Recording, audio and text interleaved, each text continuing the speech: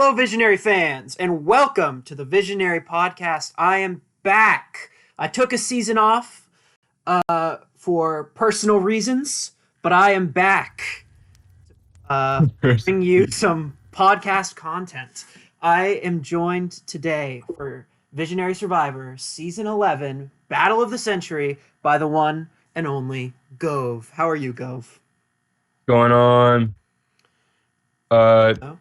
we're back again. I'm Gove, and I'm here with Matthew, of course, as always. The first podcast of uh, Battle of the Century, and let me tell you, Matthew's got some dope stuff planned out for you guys today. So, gonna be a good show.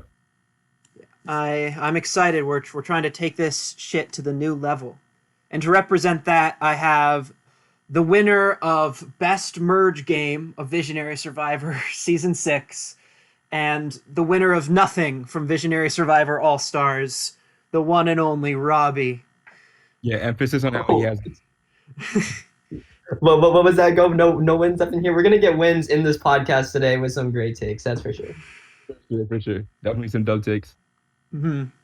All right, Visionary Survivor Battle of the Century.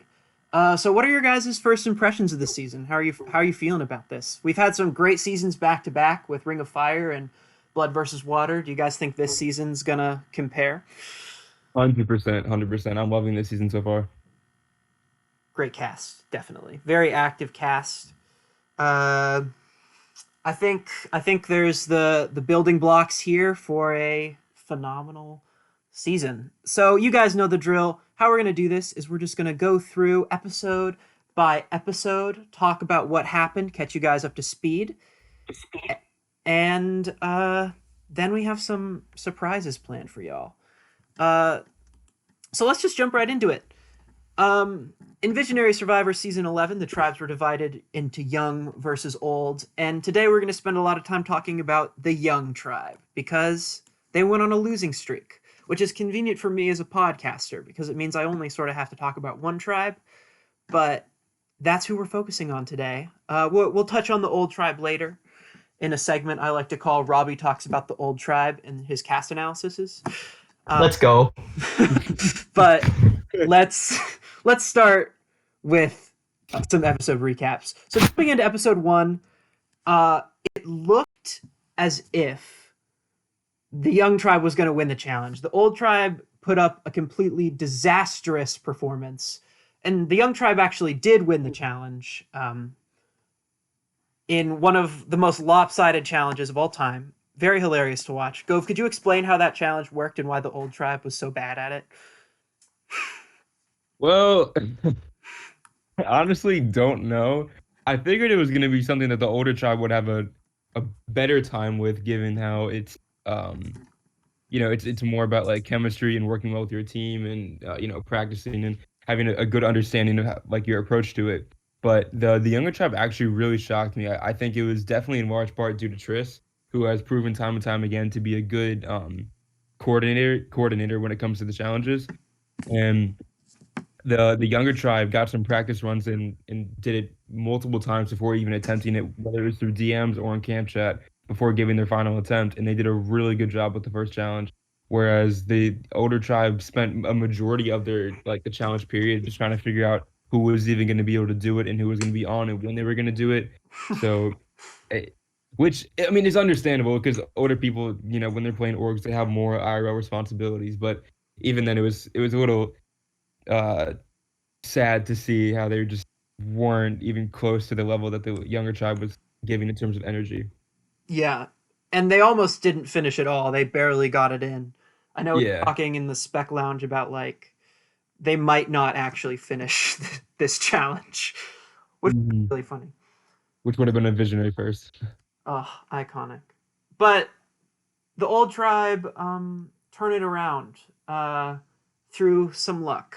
Unfortunately, we lose Vince, a member of the young tribe who has to pull himself from the game. Robby, you've seen Vince play. Yep. This was a bit of a shame. He was. What did you think of Vince coming into the season? What do you think we're missing out on?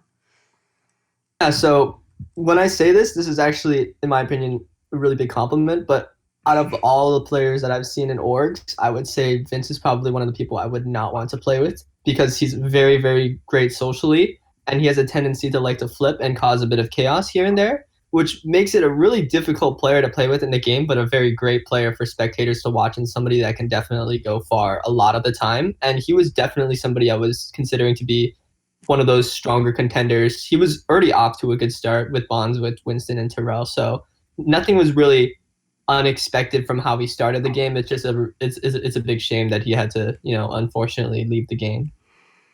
Yeah, it always.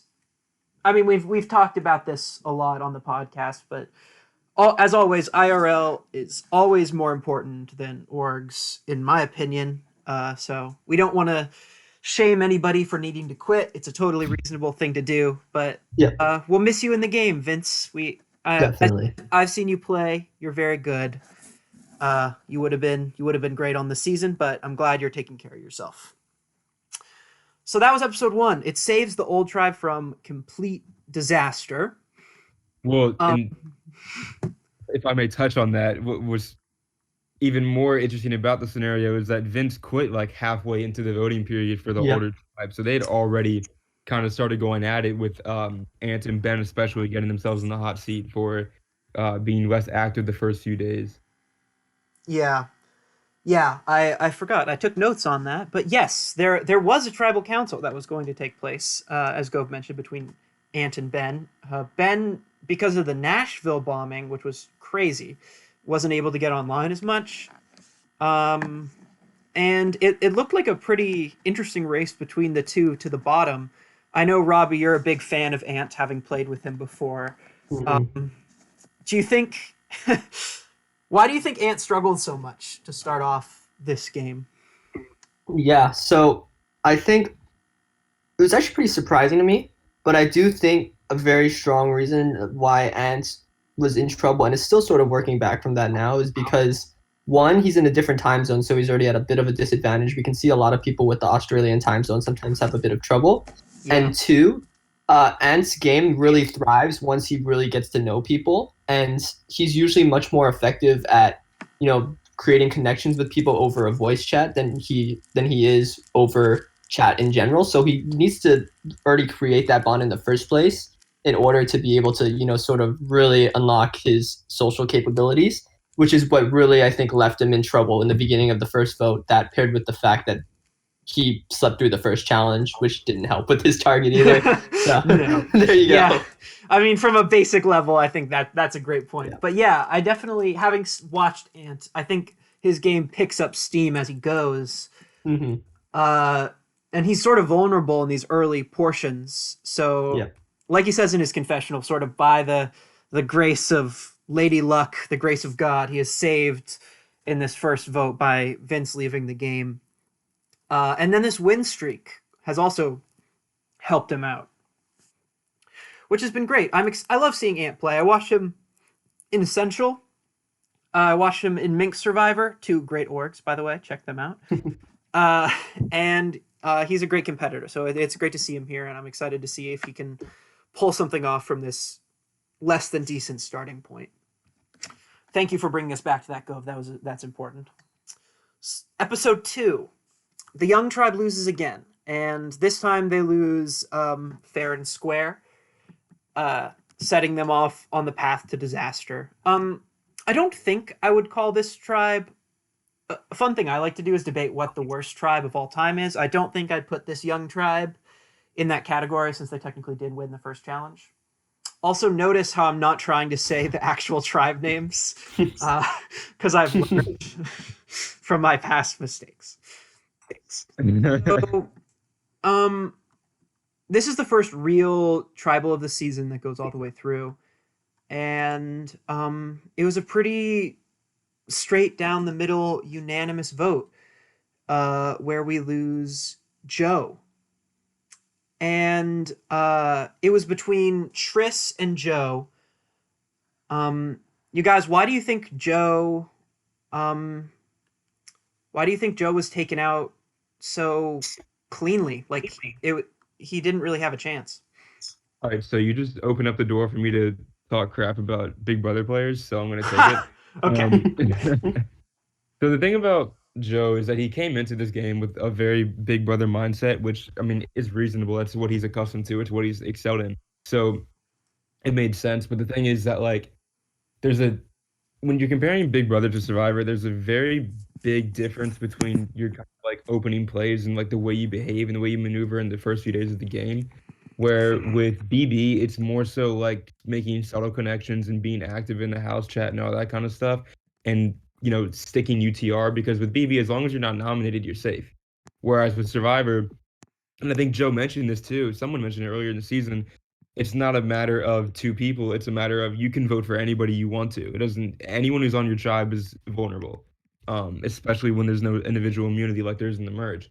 So I think what really got to him was he was so quick to start trying to build, game trust and getting the game talk, and he kind of skipped over that very fundamental part of I need to make actual connections with these people and make them personally want to like me and want to play with me, and he just lost sight of that early in the game, I think, and it kind of bit him in the butt.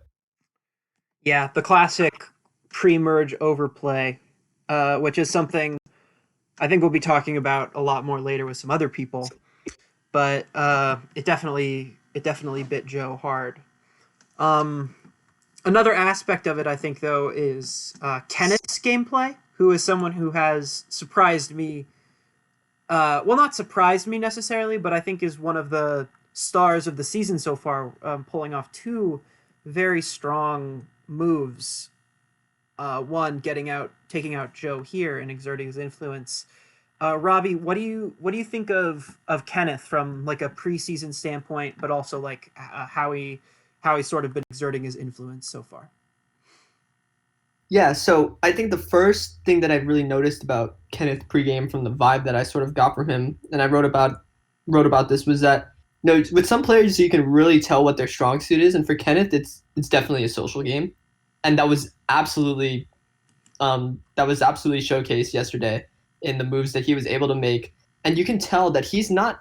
One really interesting thing that I think is really really rare among players is that they like Kenneth could have just tried to bust Triss and get Triss out of there, and he probably would have been safe. And although he was targeted too, like he could have probably swayed enough so that Triss could go. He didn't want to do that.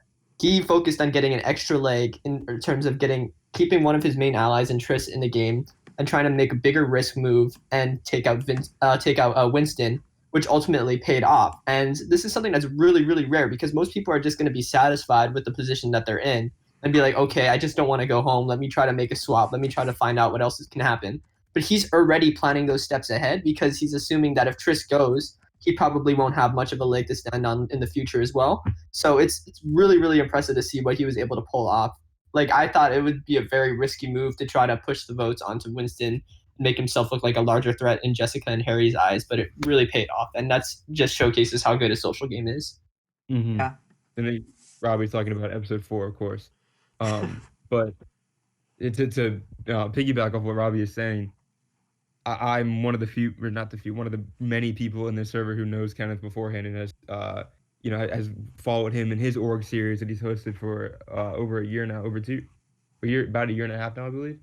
Um, and the thing about Kenneth is that he is someone who is so calm and so collected and very, um, almost keeps to himself a lot in public servers, and so it's really interesting to see him actually playing in org before because I don't think many people have. But the thing about him is that he hasn't played in too many games, and he hasn't played in a while. But when he does, he comes to play. He mentioned in his application for the season that he has never once played in org where he wasn't invited for the All Star season of that series. Damn. Um, which is insanely impressive. He's someone who comes in with a really calm and collected approach that I think we're all really coming to enjoy and see and respect. And you know, I think what's really interesting to watch is that he's hosted 5 seasons of his own Big Brother org that have all been pretty competitive, been very successful series. And so he's someone who has a really good understanding of social game and reads and how to interact and connect with people and what to say when, all this kind of stuff. But despite that, and I think he does a really good job of never settling. Like what Robbie was saying a second ago, how he could have just tried to throw Triss under the bus and make it a Triss versus him situation, knowing that they were both in the bottom, but he went the extra step ahead to make sure that they were both safe, knowing that he was close to Triss on the bottom and flipped the target on somebody else, which is really impressive. Yeah, and as Robby touches on in episode 4, it pays off for him when he's in a really tough spot later. And to talk about that tough spot, I have my big surprise, which is not really a surprise, but I have my first guest on the Visionary podcast to talk about episode 3, coming in all the way from season 4, Continental Conflict, the runner-up, losing only to be, we have Noah. Hello. Hi, Noah. Hi. What? Congratulations on being the first ever guest on the podcast. Thank you. It's thanks for letting me on. Of course, great to have you. I'm going to turn you up a little bit. All right. So Noah, we have a great episode to talk about with you today. This is the first episode where things get spicy, I would say. Yeah. So we see the tribe divided down the middle. We see Triss, Kenneth, and Kit Kat on one side, and we see Winston, Tyrell, and Harry on the other. And my first question to you, Noah, is Jessica was in the middle. Do you think she went with the right side? I'm not certain, but I would say I think so. From the way it looks, Kit Kat might have been. Or you mean in voting out Kit Kat, right? Yes, in voting out Kit Kat. Yeah, I think so.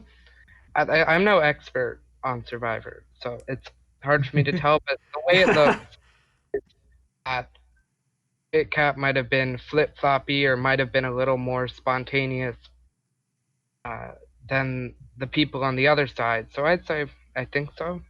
Again, very, very loose. I think so. That's fair. I would agree. I think Kit Kat, losing Kit Kat this early, I think is a shame. I love seeing players like Kit Kat play the game, but often it doesn't take them super far. Again, a victim of overplay, wouldn't you say, guys? Yeah, I'd say so. Yep. And overplaying from an angle where they weren't really given that many options. Yeah. It's certainly, it's like, I lost my train of thought. I gotta go, guys. Oh, I'll be back in a bit. Sorry. bye. Oh, it's because of me. I'm personally offended. Yeah, it's okay. It's okay. We four's a crowd anyway. I'd rather have The show goes than on. Gove. Yeah. So, Noah, in this episode, what caught your eye? I know you watched it probably closer than me, even. What do you think is the real highlights of this episode? I think there was a lot of talking as to who to vote. I mean, I know there was always that, but it was a very close vote. Yeah. In which there was a lot to see, and just that overall, it was hard to tell who was going, even at very much any point during this episode. So a lot of changing, I'd say. Yeah. No, I absolutely. That was really interesting. Yeah, this episode was great to watch. Because Triss was going home, Winston on the other side. It ended up being a 4-3 vote, and the 4 of Jessica, Winston, Tyrell, and Harry deciding at the last minute, basically, to switch on to Kit Kat from Triss. Something I just realized now is Triss sort of has been in the line of fire every single vote, but has survived up until now. Do you guys find that impressive or detrimental for Triss's game? I'd say it's a bit of both, really. Agreed. Yeah, I don't know. it's definitely like getting into tricky situations is not what you want to see, especially so early. Boy, but Noah, you yourself were in a tricky situation early in continental conflict, and it worked out pretty well for you. So, Yeah. I mean, I don't know how I did what I did that season. Like, that's I fair. But yeah, Matt, I'll add that I think one reason why it's so impressive is that really it seemed like Triss is a pretty clear target, and there's a lot of reasons why Triss would be a good vote out. But Triss has been able to really scramble and improve positioning here and there, and just be able to hold on. And the reason why it's a bit detrimental is because when you think about it, like Triss will still have to survive a lot of votes in order to get to the end of the game, and that's a really good story already building in terms of being able to survive. So people might be noticing that long term. So it'd be really, really difficult to bring somebody like Triss to the end with that kind of story as well. So it kind of hurts to be targeted early too. Yeah, it's difficult in a lot of ways for Triss. It's difficult to come back from sort of that deficit and then take it all the way to the end, Mm-hmm. especially when compared to a complete 9-person tribe that has yet to go to tribal council. None of them, other than Ant and Ben, have been targeted at all, and they still have like some modicum of like stability, and they don't have that sort of baggage with them for this game.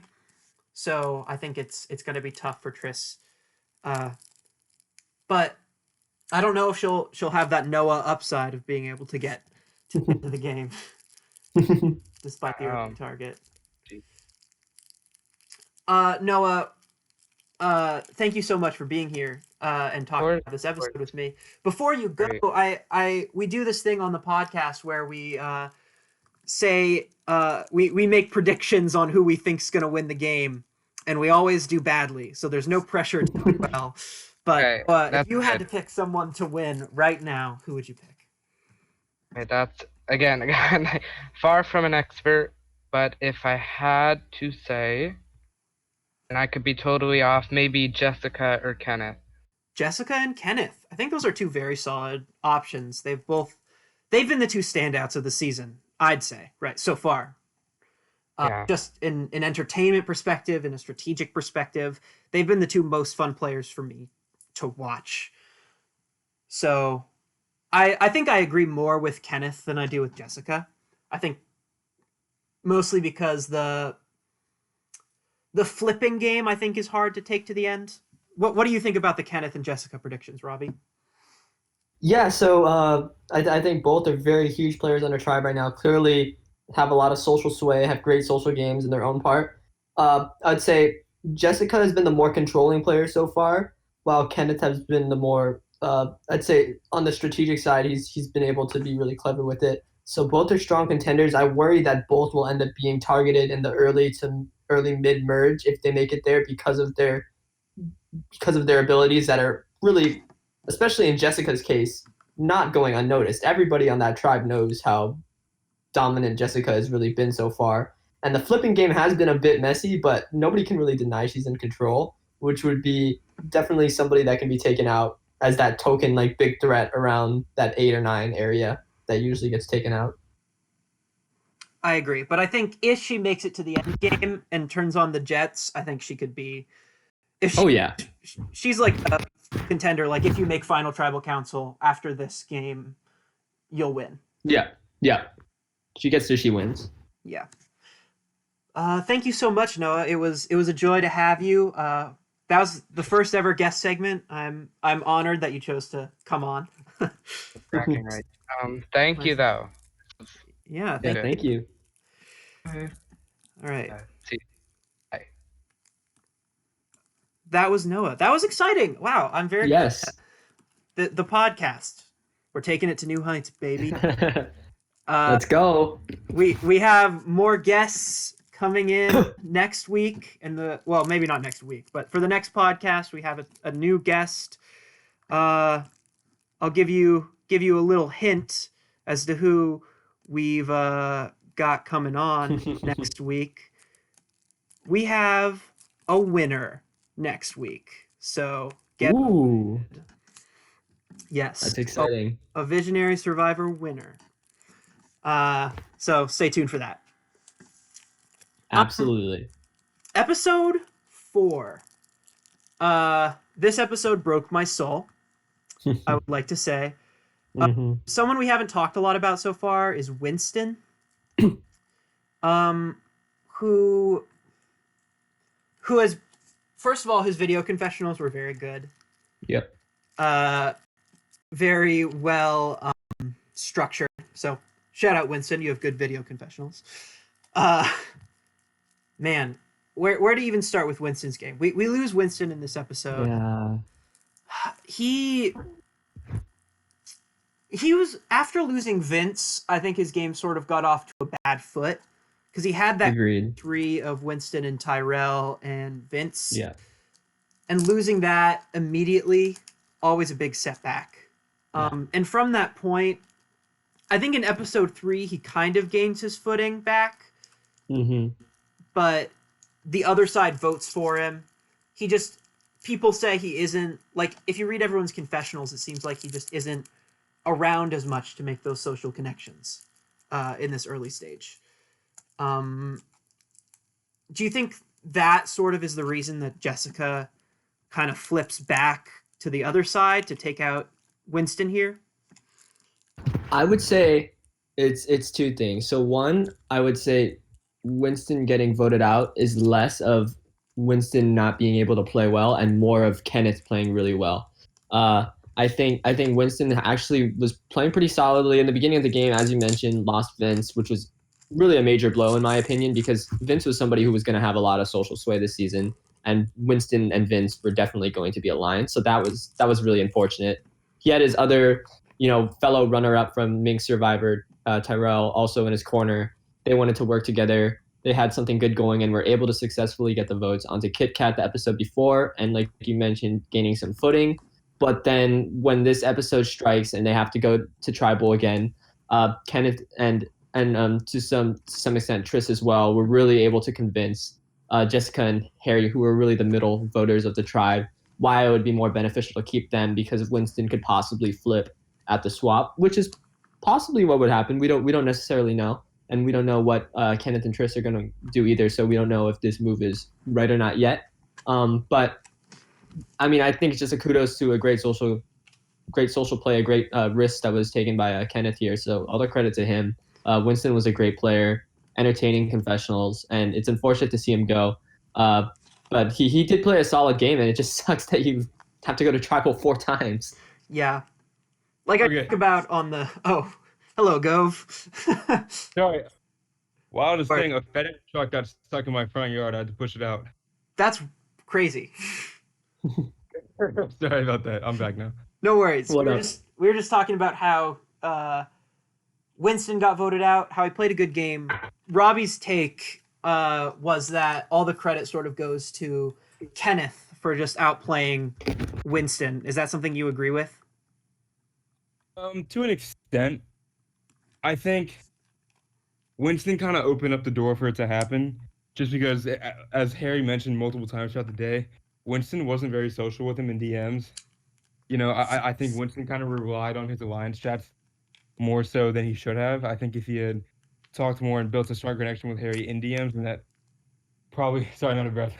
I mean, that happens when you push a FedEx truck. Probably, it wouldn't have been as easy for Kenneth to convince Harry, who I think also played a large role in convincing Jessica as well, to flip. But I do think, I mean, like that's no slight to Kenneth at all, because he definitely put in the work and was really charming and able to flip the votes himself too, and put a lot of effort there. So I think it kind of met halfway in the middle, honestly. I do have a take for this about alliance chats. Alliance chats are worthless. That's it. That's the take. I can agree to that, honestly. They are, I mean, maybe not worthless. Like, they're good to, like, make people feel like they're part of a group. But if you're relying on them for your social game and strategic game, DMs are far more important for exerting actual strategic control. Yeah. Yeah. I think the thing with alliance chats is that so many people view them as like the core way to get like a group of people to vote together. But in my opinion, the only reason why you'd ever make an alliance chat is to show people that you're not saying one thing to another person and then saying a different thing to somebody else. It does build a core trust within a group in terms of everyone can visibly see that you're giving the same information to a group of people. But other than that, I don't really think they serve much purpose. Yeah. Thoughts, Robbie, as the resident org winner expert? Oh wow. I would say that alliances are really great for having 4 or 5 people in the early game. I think it's somewhere that you can discuss openly and try to get a feel for how other people are talking. Like there's some people who would be much more active in explaining their thoughts if they're more likely to work with you, and some people who are being more closed off in those settings, especially if they don't trust anyone in that group. So it's good to get information that way. But as mentioned, I think in terms of being able to create social bonds, alliances are not it. Those are more just for putting together some votes. But even like discussions about votes mainly happen like DM through DM. Like that's alliances are just a finalized thing. Like you'll often see like, hey guys, how you doing today? Oh, good. Oh, so who are we voting for? Not sure. What do you guys think? And that will be literally how it goes every single time. And so that's one of the difficulties of having a alliance chat. Yeah, and the other thing about it is that like, and a lot of players, they don't like to use the same block of votes every tribal, True. and so what'll happen is like Yeah. someone's trying to be loyal to an alliance, and someone who isn't will be in the same alliance chat, and the person who's trying to be loyal to it will try to spark up conversation, get the conversation rolling of who they're going to vote for without even really realizing that there's somebody else over here who's like, I'm not really interested in voting with you again because I have this other group of people who I'm trying to vote with this time. Yeah. I mean, and to bring it back to the season that we're talking about, I think this dichotomy is sort of what separates Winston and Kenneth. Kenneth, obviously very active in the DMs, able to sell pitches and create those one-on-one bonds, which I think are really how I see the game is like you have a certain amount of bonds with people, you make those bonds, and then you have to be able to use those bonds later. And Kenneth clearly had built some very solid bonds, and despite Jessica flipping on him earlier, he's able to reel Jessica back. Continuing off that point, something we haven't touched on in this vote yet is I think Jessica kind of blew it. I think this was a mistake from Jessica. To vote out Winston? Yes. Just from my, not necessarily from like just from my like gameplay philosophy standpoint, which I know is kind of weak, but I think Robbie mentioned this earlier. The game is messy. Everyone can see exactly what she's doing. Mm-hmm. Now that she's flipped to both sides, it's not, oh, I was playing both sides and chose a side. She's playing the flip game now. And now that will be that stink of I'm a flipper will follow her till she's voted out, which I think will be early merge. Just perception wise, I think this was a huge mistake. Strategic wise, I don't think it particularly mattered whether she voted out Triss or Winston. I think they were both maybe equally useful to her from like individual standpoints, but I think just the perception she now has, I wouldn't want. Yeah. I think her reputation's kind of taking a hit, but I think my main problem with her gameplay so far is that it has seemed to be entirely based off vibes. I don't like. Yeah. I don't mean that in like a mean way or anything. I just think that she's playing with this sense of whoever I'm clicking with the most and whoever I'm clicking with in the moment is who I'm going to end up siding with, whether it's this way or this way. And I don't think she's really realizing just how big the repercussions of every tribal council really are and how much they're going to impact her late game.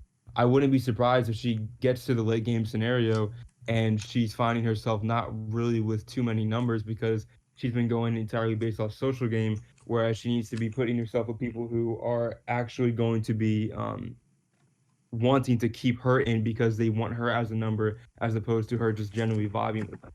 Yeah. And people remember that shit. Like, Mm. no one, people, something I struggle with in the game is like when someone says, "Oh, you're all good," like, I'm totally fine with you having lied to me. I believe them. But it doesn't work like that. If you lie to someone and backstab them, it's like Kenneth isn't ever going to 100% trust Jessica in this game. Kenneth Yeah. back Jessica, but Kenneth, oh, well, look who decided to show up. It's not even 4 yet. I'm early. Literally. Wait, 3 EST was the time we agreed on. Oh.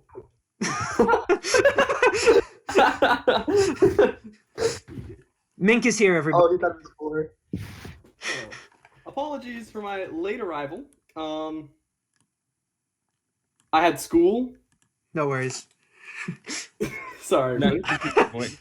We brought on Robby in your place. He's been doing a fantastic job. What up, man? Thanks, guys. You missed our guest. That's pretty much it. Okay. Let's bring Mink into the conversation, shall we? Did you watch episode 4, Mink? That's sort of what we've been talking about for a while. Let me just, one sec, hold on. Episode 4, I came here for the experience, and that's exactly what I'm getting. Great Yes. episode. Yes. Rip Winston. Yes. Mink, you've played with Winston. We've eulogized Winston a little bit, but what do you think? Why do you think Winston's out? What do you think led to his demise? Well, there was a bunch of lying going on. So okay. So last episode, Winston was saved. He was looking like he was going to go out, and then he was saved, and that really put a bit of a rift in that tribe.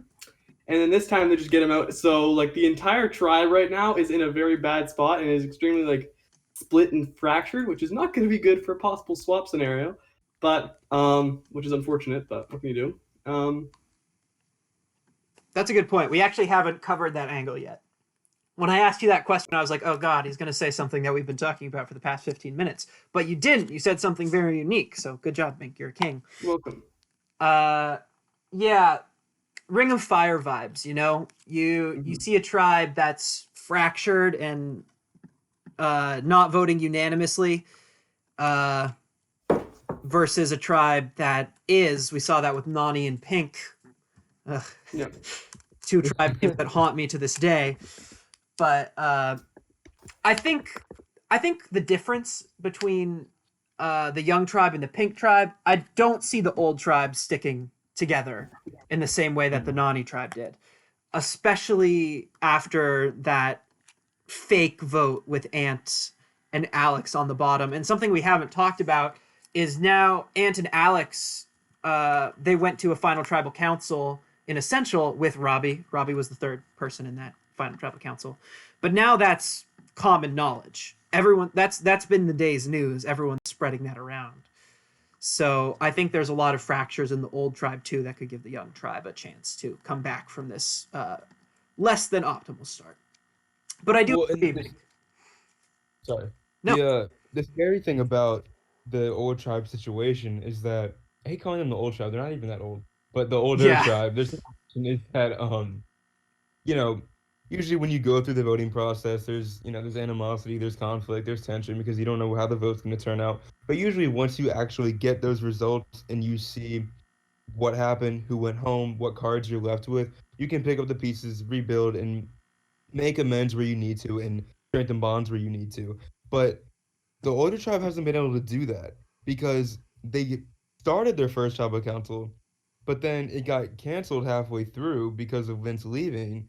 And so they're left in this situation where they still have no confirmation on who they can trust or not, despite having started the process of figuring that out, which is going to lead to a lot of conflict potentially when they get to a swap situation because there's going to be so much, like, they're going to have the question marks of whether or not they can trust the younger tribe people, but then also still within their own tribe. Whereas the younger tribe, assuming this swap comes this upcoming round, they're in a situation where they had just had a unanimous vote. They're all good, you know. No matter where the cards lay, they know they're gonna at least have the younger people confirmed. Yeah, I agree. Okay, so that episode 4 talk went a little long. We spent a lot of time on that episode. It was a fascinating episode. But now we have the second guest segment of the episode. This is something that we're going to do annually, and by annually, I mean at the start of every season.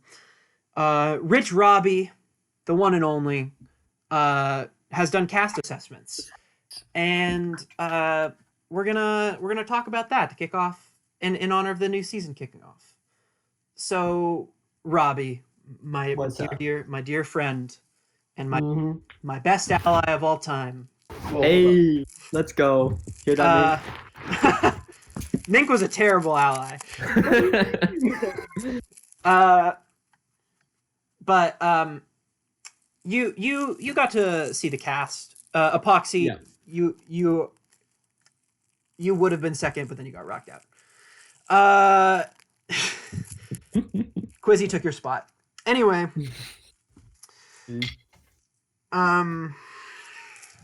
I lost. You want me to just run through like each of the players one by one and sort of just give like a couple of sentence like No, spiel? that'll take too long. Okay. What I Cool. want you to do is tell me who has surprised you the most in Yeah. your initial assessment. That's the first thing I want you to go over. Biggest surprise so far, I would say Tyrell. Definitely Tyrell. Tyrell, woohoo! He's known in other org communities. Mink might be familiar. For something called a Thai napalm, where he's just extremely unpredictable, tons of chaos, brings the flavor, and we can see here like he's been really cool, calm, and collected, and it's paid dividends. He's been able to survive a really, really, really horrible start for his tribe, and he's probably going to go into a swap in the near future with a lot of opportunities in front of him to sort of still survive. And he's even said himself he's ready to unleash if he needs to. If he feels he's in a difficult position, he might, and who knows, it might pay off. But as of now, he's playing a strong, like sort of under the radar type game where he's trying to socially connect with people, and it's working out. I want to add to that. I mean, being someone who has played an entire season with him, Terrell is a beast of a chaotic player. He's not even a player, honestly. He's just like a chaotic entity or something. But, I think that's interesting that you mentioned that because I felt the same way. Where I have never seen this out of Terrell. I mean, I've only played one game with him. I've never spectated him before. But during that game, you never knew what he was going to do. And so coming into the scene, how he's been so calm and collected throughout, and how he's actually put a really big emphasis on developing social bonds has been really interesting. And he has mentioned how he'll get chaotic if he needs to. But I think so far this game, I don't know who did it, but the most underrated move thus far has been telling Terrell that Winston was the vote last round. Yeah. And I say that because Terrell is dangerous when he gets ticked off and when he gets into a chaotic mode. And if he had been left out of that vote in a 4-2 situation, swap, taking everyone's head. He would have taken everyone's heads. No one would have been safe. So I think whoever told him, and I still don't know who it was. I assume it was Kenneth, but I have no idea. Whoever told him about that vote. I think it was Jessica or Harry. Potentially. But point blank, whoever let him in on that vote made a really smart move without even realizing it. Agreed. So, I probably know the most of Tyrell out of anyone in this call. I've hosted him and I've also played with him before. And both times I played with him, he was very chaotic. I didn't see the beginning half of his game because we were on different tribes, but we merged together. However, one thing I know about Tyrell is he's like a match covered in gasoline, because the second anything happens, he will just go off and he will just lose it and he will go insane. Because at the beginning of the season that I hosted him in, he was very, very under the radar, very collected. Then he gets voted out. And he's like, oh, fuck. Then we had a redemption thing, and he comes back, and he is insane. He murders everybody that that betrayed him and just goes off. So if anyone wrongs him in the season, guys better watch out. 100%. All right, Robby. You've been surprised by Tyrell. But now I'm Yeah. going to give you an opportunity to brag. What cast assessment so far do you think was the most spot on? Ooh, that's a good one. Let's see. I would say Bree. I'm very, very, very happy with my cast assessment on Bree. Uh, I think it'd either be between that one or Kenneth, but we already talked about how we felt about Kenneth, so I thought it'd be a good opportunity to talk about Bree, who's been a huge character on the season, despite not having to vote anybody out yet. Yeah. Um, Oh, yeah. so in my cast assessment of Bree, I talked about how Bree has a really solid understanding of all three aspects, social, strategic, and physical, and you can see her really outlining this as she thinks through her thoughts in her confessional. She understands, how to sort of balance the things, but one thing that I was really worried about was that she strikes me as a very likable yet outwardly smart player. And you can see people are starting to catch on to her being a threat on a social and strategic level. And I mentioned that she has a high chance of controlling this game if she's able to keep her threat level low. And we can see right now she's really struggling with keeping that threat level low because people are targeting her not only because she's sort of connected to everybody in some sense. She's talking to a lot of people social, but also because she revealed too much about some of the connections she possibly may have from other orgs. And she's just building up a big threat status for herself. And she's looking like a great shield for a lot of these other players to take out earlier in the merge. So unless that changes, she's in a bit of trouble. But that was literally what I felt would make or break her game. And so we'll see how she's able to recover from that. I agree with that take 150%. That take I absolutely agree with. I think she's in trouble. I mean, I guess this would be a good segue to my top and bottom picks.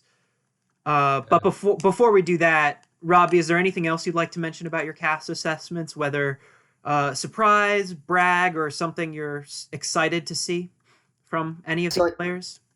I think in general, I'm very sort of happy. Obviously, it's really difficult to talk about players before the season starts. You just have to go off the little that you have of them, and everybody's you can see are trying to stick to their own agendas and game plans. There's nobody that's really not here to play. Like everybody's trying to push and win this game, and it's looking really great so far. I think what will be wonderful is when you get some of these characters who are outwardly strategic, such as like a Jessica or a Harry, get swapped with the other players that are strategic, like a Bree or an Annabeth, and you put them all together and start really gauging who's going to be able to have the upper hand. I think that's when it's going to be really, really exciting.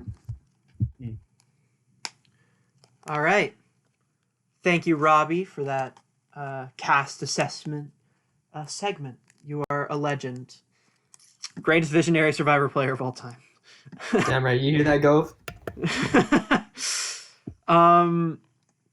Let's move on to our tops and bottoms to finish this thing out. And to those of you still listening, this will be the longest podcast of the season, just to kick it off. The other ones will keep under 40. But let's close this out. I'll never start top and bottom. I want to start this time. My bottom is Bree, for the reason that Robby mentioned. The fact that Bree has not yet been to Tribal Council and still everyone sees her as a threat already, very negative for me. I'm not going off of this as like who's going to be voted out next. I'm considering it as who I think is the least likely to win the game. And I just cannot see a path where she lowers her threat level enough to not be voted out in the merge. This isn't really like piggybacking your point, but on the conversation of Bree, one thing I find interesting is that, and maybe I'm alone in this this analysis, but I've felt this entire time that Bree seems to be the older tribe version of Jessica, and same vice versa. Yes, exactly. They've both played games that are very visible and games that have lined them up to where their entire tribe has been saying, "Oh, they're merge boot already. Oh, they're my meat shield already." So I think it's going to be interesting to see which one gets taken out at merge, assuming they both make it. Because like everyone wants them as a shield, but everyone wants them to a certain point. And I think it'd be kind of comical if it gets down to like say final 8 or something, and people are arguing over which one to take out because they want both the shields gone. That's a great point. Okay, I have a jumping off point off that. If we're talking about tribe parallels, that sort of takes me to my top picks. My two top picks. I hope no one else stole. Did Gove steal mine? No, he didn't. So Harry, someone we haven't talked about on the younger tribe, is playing Jessica's game, but in a much less visible way. Much more efficient. And I want to acknowledge that as good gameplay because we haven't talked about Harry yet. Harry has made. He's the only person on the young tribe who's voted in the majority every single time, and Jessica has taken all the heat from it. Well, no, he didn't vote right with. No, he did. He voted out Kit Kat and he voted out Winston. So Yep. he has voted right every single time, and he has been in the know. And props to Harry. And his parallel, I think, is sort of the guy who catches my eye as being sort of a strategic threat, but also riding the middle is my real top pick, which is Crow. Crow, I've noticed, is close with Craig and Hudson, but I think he's the least threatening of the three. Mhm. I see Craig. Craig, I think. Well, we can talk about Craig more later.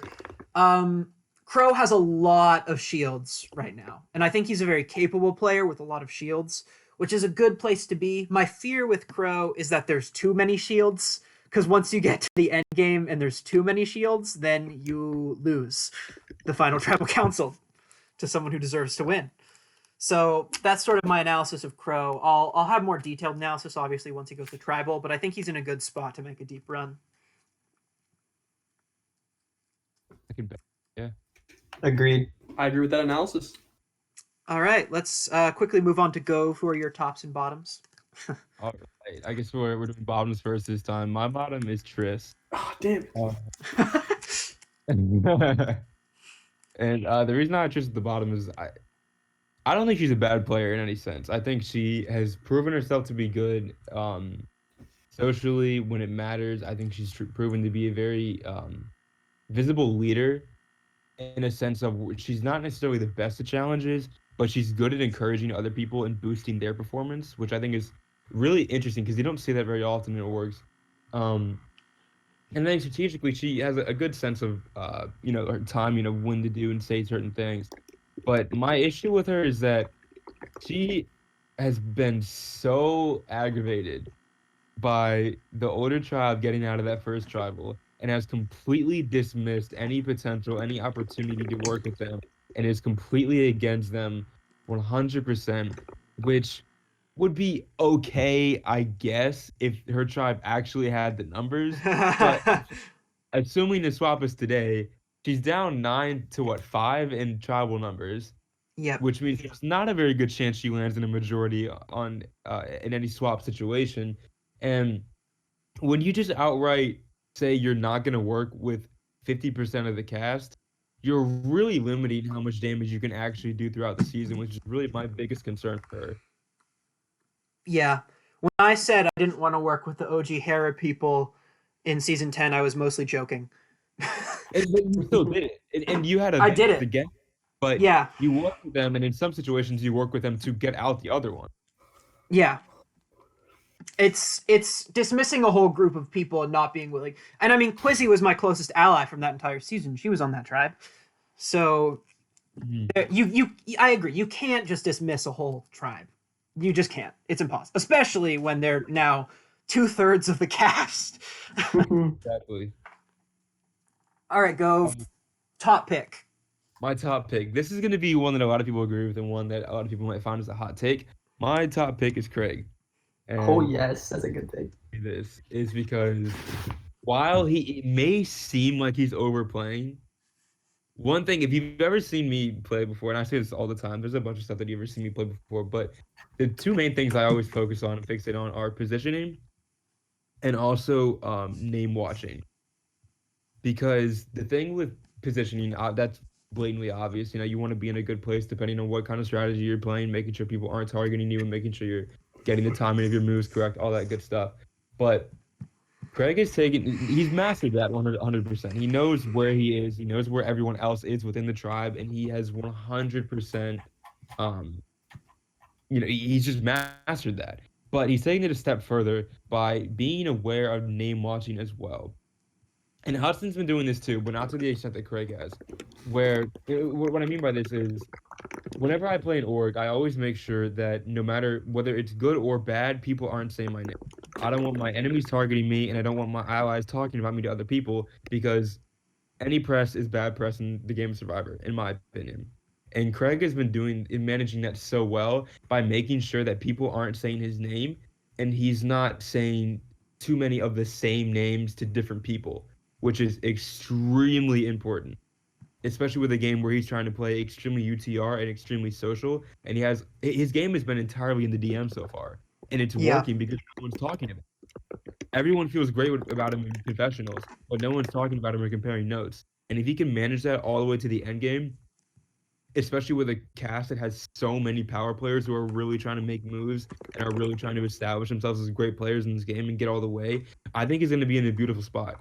I think the only situation in which he doesn't win this game is if he goes to the end with someone like Bree or someone like Jessica, who has visibly been playing from start to finish, and because of his so blatantly UTR game, people might not expect him to have made the moves that he might try to claim later on.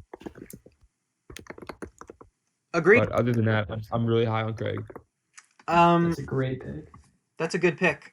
Craig was the first person who caught my eye. I believe I was DMing Jonathan from Ring of Fire. Might be wrong, but he asked if anyone's caught my eye. No, it was Wyatt. Wyatt. I was DMing someone from Ring of Fire, and they said, "Has anyone caught your eye so far?" And it was like the first day, and the first person I said was Craig. It was Jay. Oh God, I have no idea who it was. It was someone from Ring of Fire, but the point is, someone asked on the first day who caught my eye, and I said Craig. Let's move on. Mink, who are your top and bottom picks? All right. So my top pick, I gotta pick somebody from Mink Survivor, of course. So it's between Anthony and Tyrell. Tyrell is awesome, but I think Anthony has a better chance of winning just due to the fact that he's on a winning tribe. This is a hot take. I need to hear this. Hot take. I think Anthony is on a good tribe, and I know he's very strong socially, so if he gets a good ally, he's going to be good to go. So you're betting more... If he gets to merge, he can get shit done to merge. You're betting more on player than... This is classic Mink, right? I just like to sidebar. Mink will always take the player over the position. I feel attacked. You should. also, Tyrell also pops off just because I know he has got a lot of stuff in the tank he can kill off. For sure. All right, who's your bottom? My bottom pick is hot take again. I'm actually gonna go with Jessica. Ooh. Okay. Just for the fact that I don't think she can win because she is just really showing that she's threatening. She's telling Kenneth that she thinks Kenneth is a threat, so Kenneth doesn't want to work with Jessica, because Kenneth knows that Jessica will probably try to take him out later on. And I think Jessica's just a little bit too open and just a bit too obvious of a threat to really go far in the game. I think the Jessica Bree parallels are there as well. Yeah, I think Jessica's someone who's playing a big game, but isn't someone who is she's not playing a long-term game. She's not playing a finishing game. At least not yet. So she'll get out next, but I don't think she'll win. Prove us wrong, Jessica. Yeah. You're very fun to watch. I want Bree and Jessica to prove us wrong. I want them to do well because they're so fun to watch. Absolutely. Big characters. Yeah, very fun. Robby, as you've been a guest, would you like to quickly say your tops and bottoms as well? Yep, I'll go real quick through it. So top pick, you mentioned it a bit. Harry I really like. I think he's going to be in an interesting position. And I just wanted to throw in a really bold prediction that I have for this swap because I think it's why I'm choosing Harry here. In my opinion, that tribe, that OG tribe, the OG old tribe is not going to stick together whatsoever at a swap, especially if things are mixed between the TDBB group of Cove and Bree, and also Alex and Ant. I think Alex and Craig and possibly Annabeth are going to work together, and the rest are going to be on the other side. Hudson will probably try to work with Craig as well, and it just depends where the swap falls. But I think those younger tribe people might be able to sneak in and be able to flip some votes and offer themselves up. So we'll see what happens. But that's why I think Harry's my top pick right now. And for my bottom pick, Good pick. I'll just good pick. throw in that I do think Ben is sort of my bottom pick right now. I'm not sure That's he's fair. been able to do too much. He had a tough starting hand, so he's gonna have to recover a lot if he wants to make a run in this game. But it's obviously still possible. Like he seems to have a good mindset for the game, but he needs to turn it up a little bit, I think, at the swap. Yeah, I do worry for Ben that he's on a trajectory to be a more like GOAT player that nobody takes Yeah. seriously, which of course has its benefits. Yeah. But I agree that Ben is someone that I worry about in that sense. Mm-hmm. Okay, that is exactly 1 hour. Let's go. So Let's go. Nice. Special shout out to Jonathan and Mufasa for sticking with us the whole time. Hey. Y'all are legends. Jay is here as well. He was not here the whole time though. Wow, we did it. I'm very excited for this season, you guys. I have some ideas. I think we're going to change the format of how the podcasts are posted because it's been going horribly recently. But yeah, this season we have more guests. We have more fun times. This cast is super active. And thank you guys for joining me once again. Thank you, Gove. Thank you, Mink. Thank you, Robby. Sure. Thank you. You're Y'all are welcome. wonderful. And just remember, Haiti was the best season of Visionary Survivor. Everybody knows that already, though. Go, just admit it. Gov, you know it's the truth. You love that season. Probably the most confident alumni cast we have. I swear. Season 6 will not be beat by any season ever. Dude, it's impossible. We're too All clean other, with it. all other winners pale in Y'all are not comparison even to the Great tied. Mink. Y'all are not even tied for the most winners. No, Dude, I didn't say. No, we're I said all all winners. other winners are like pale in Yeah, I know. But comparison. you Bye, being the best- everybody.